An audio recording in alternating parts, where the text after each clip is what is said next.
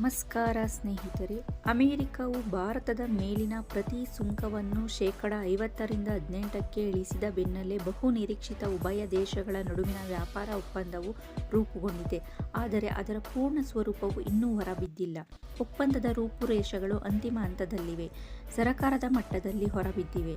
ಭಾರತದ ಪ್ರಗತಿಗೆ ಈ ಡೀಲ್ ವೇಗ ತುಂಬಲಿದೆ. ಇದೇ ವೇಳೆ ಯಾವುದೇ ನಿರ್ಬಂಧವಿಲ್ಲದ ದೇಶಗಳಿಂದ ಭಾರತ ಕಚ್ಚಾ ತೈಲಗಳನ್ನು ಖರೀದಿಸುವುದನ್ನು ಮುಂದುವರಿಸುತ್ತಿದೆ, ಈ ಮೂಲಗಳು ತಿಳಿಸುತ್ತಿದೆ.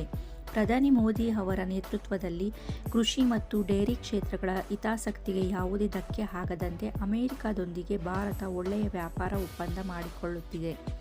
ಕೇಂದ್ರ ವಾಣಿಜ್ಯ ಸಚಿವ ಪಿಯೂಷ್ ಗೋಯಲ್ ಮಂಗಳವಾರ ಸುದ್ದಿಗೋಷ್ಠಿಯಲ್ಲಿ ಸ್ಪಷ್ಟಪಡಿಸಿದ್ದಾರೆ. ಈ ಡೀಲ್ನಿಂದ ದೇಶದಲ್ಲಿ ಹೆಚ್ಚಿನ ಉದ್ಯೋಗಾವಕಾಶಗಳು ಸೃಷ್ಟಿಯಾಗಲಿವೆ. ವಿಕಸಿತ ಭಾರತ ನಿರ್ಮಾಣ ಸರ್ಕಾರಕ್ಕಾಗಿ ವೇಗ ತುಂಬಲಿದೆ. ಅಮೆರಿಕ ಜತೆ ಮಾಡಿಕೊಂಡಿರುವ ಒಪ್ಪಂದಗಳ ಕುರಿತು ಹೆಚ್ಚು ವಿವರಗಳು ಇಲ್ಲಿವೆ. ವ್ಯಾಪಾರ ಒಪ್ಪಂದದ ರೂಪರೇಷೆ ಅಂತಿಮವಾಗಿವೆ. ಆದಷ್ಟು ಬೇಗ ಈ ಒಪ್ಪಂದ ಕುರಿತು ಉಭಯ ದೇಶಗಳ ಜಂಟಿ ಹೇಳಿಕೆಯನ್ನು ಬಿಡುಗಡೆ ಮಾಡಲಾಗಿದೆ ಎಂದು ಹೇಳಲಾಗಿದೆ. ಭಾರತ ಅಮೆರಿಕ ಒಪ್ಪಂದವು ಎಲೆಕ್ಟ್ರಾನಿಕ್ ವಲಯಕ್ಕೆ ಸಾಕಷ್ಟು ಅನುಕೂಲವನ್ನು ತರಲಿದೆ.